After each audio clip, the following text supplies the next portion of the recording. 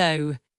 The New York Mets have found themselves at the center of intense scrutiny and fan unrest during the early stages of the 2025-26 Major League Baseball offseason, as the franchise navigates a dramatic roster overhaul that saw two of its most beloved and impactful players, Pete Alonso and Edwin Díaz, depart in free agency.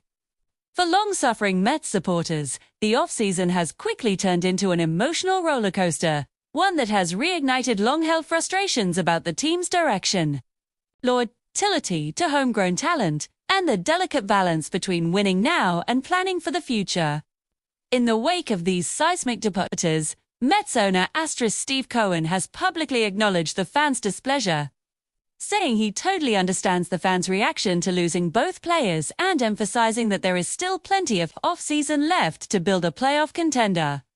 Alonso, the franchise's record-setting home run leader and a fan favorite since his arrival, agreed to a lucrative 5-year, $155 million contract with the Baltimore Orioles, ending his storied run with the Mets. The departure of a player affectionately known as the Polar Bear has struck a particular chord with the fan base, as Alonso was not only a powerful bat in the lineup but a symbol of identity for the team's younger generation of supporters.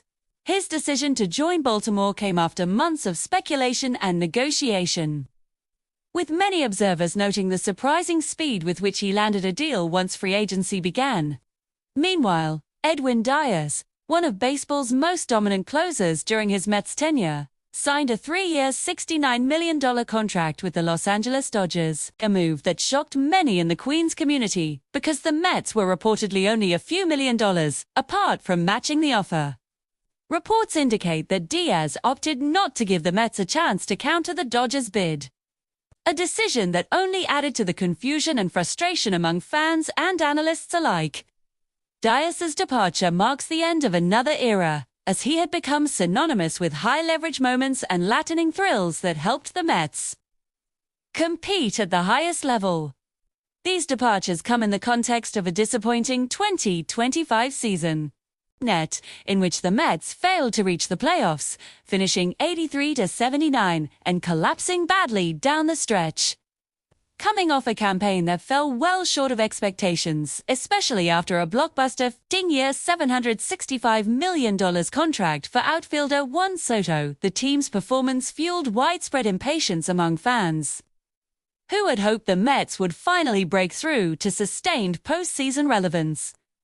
The front office's decision-making throughout the season and off-season has magnified that frustration, with critics arguing that this year's squad underachieved and that the recent personnel decisions amount to a step backward rather than progress. For many fans, the loss of Alonso and Díaz feels like more than just free agency moves. It feels like the departure of the heart and soul of the franchise. Alonso had become a cultural touchstone for the Mets, celebrated for his prodigious power and his connection with the fan base. Díaz's electric pitching and clutch performances further cemented his status as a Mets icon, too. The simultaneous departures have led to intense discourse on social media, message boards, and in local sports talk rooms, where longtime supporters have expressed disbelief, anger, and even betrayal. Some have questioned why the Mets did not aggressively pursue retaining these players, given Cohen's reputation as one of baseball's most willing spenders. Amid this backdrop, Steve Cohen's message has been one of tempered acknowledgement. In a statement relayed to reporters, he said he understands the fans' reactions to losing to cornerstone players, and that the organization still has time to put a competitive team together before the 2026 season commences. Cohen's remarks underscore his awareness of the emotional stakes for the Mets' passionate fan base, many of whom have been conditioned to expect bold moves and big payroll commitments ever since Cohen purchased the team and brought in blue-chip talent. He reiterated that the offseason is far from over and hinted that the Mets could still make impactful additions, even as some of baseball's top remaining free agents, such as Kyle Tucker, Alex Bregman, and Bo Bichette, remain unsigned around the league. However, even as Cohen's words aim to reassure a frustrated fan base, critics argue that his actions so far tell a different story. The Mets traded another fan favorite, Brandon Nimmo, to the Texas Rangers in November in exchange for infielder Marcus Semien. A move aimed at bolstering defense and run prevention, but one that further depleted the team's bench of beloved homegrown talent.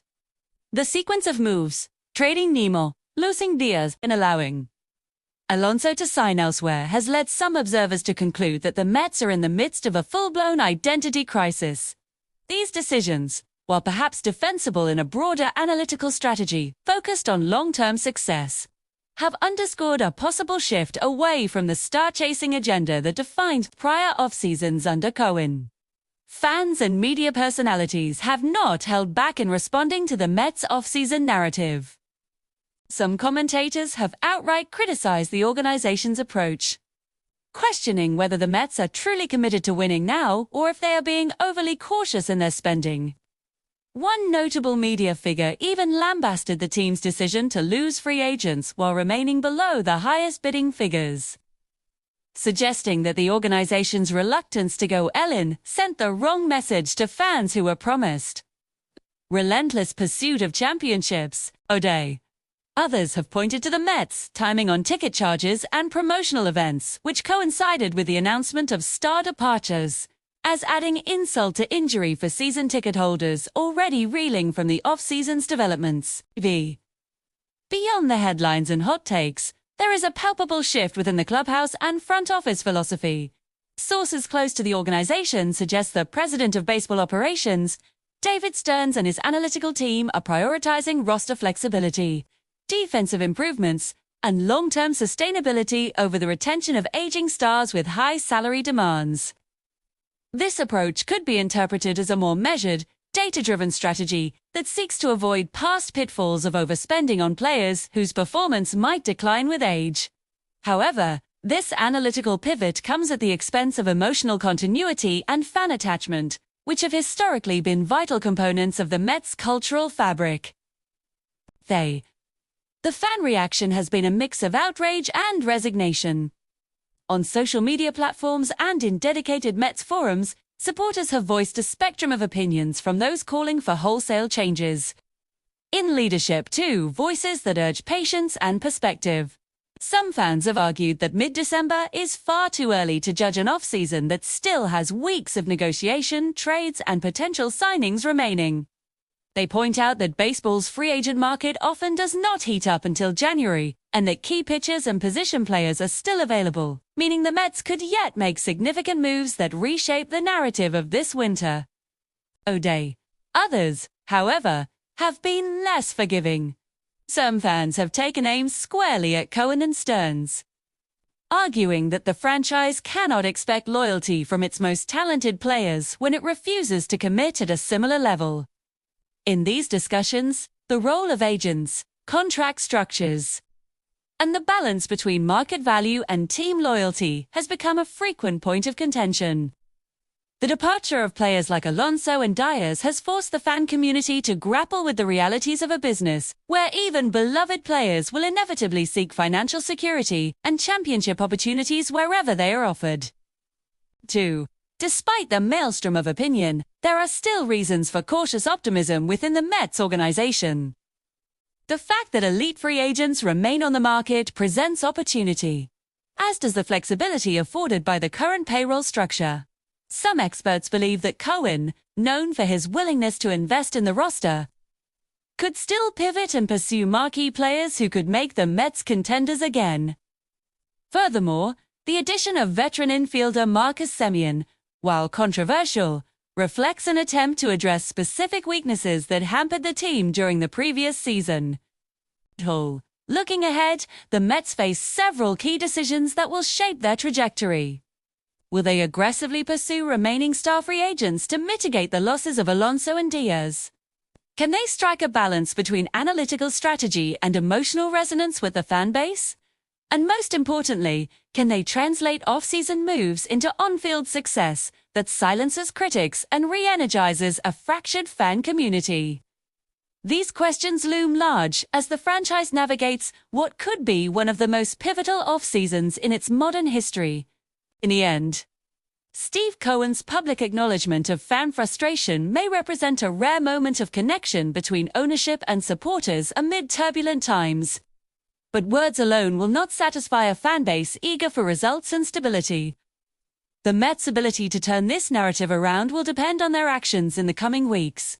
Whether they manage to sign impactful talent, construct a well-balanced roster, and demonstrate a commitment to winning that extends beyond headline splashes. For now, however, the message from Queens is clear. A passionate fanbase is watching closely, demanding accountability and results, and unwilling to settle for mere reassurances without meaningful action to match.